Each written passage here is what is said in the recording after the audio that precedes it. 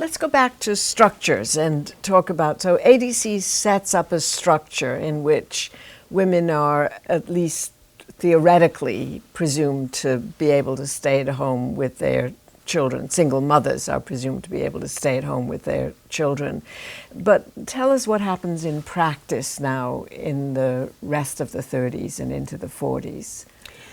It's very important to remember that the ADC, the program that we call welfare, was part of the Social Security Act, which nowadays Social Security is the label we give to only really one of the programs in the Social Security Act, and that is old age pensions. ADC was a title of that law. It was gradually expanded, but there were always tensions within it.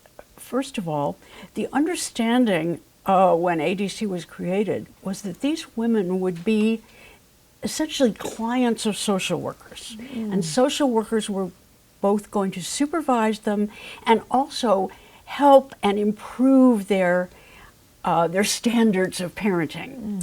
Now, this didn't always happen, and over time, the caseworkers who handled ADC caseloads became increasingly confined to just supervising.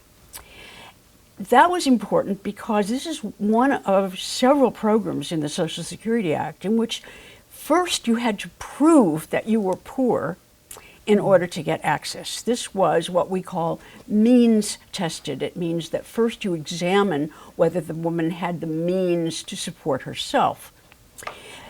The fact that it was means tested meant two things that are very important here. One is that people lost all privacy.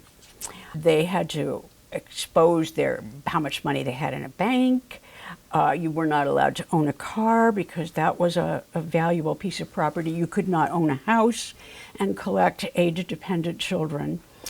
The second part of the law involved what I mentioned before, and that is morals testing. You have to prove that you are a fit mother. You don't have boyfriends, you don't drink, you are not lazy, your house is neat and clean, and people were social workers were expected to go into those homes and verify the quality of the housing. These two stipulations, the means testing and the morals testing, tended to make this program very stigmatized. It was, you might call it, even an infantilizing program in which women were not treated as mistresses of their own destiny, so to speak, but as people who were supplicants and who had to apply. Very different from some of the other programs like Social Security old age pensions.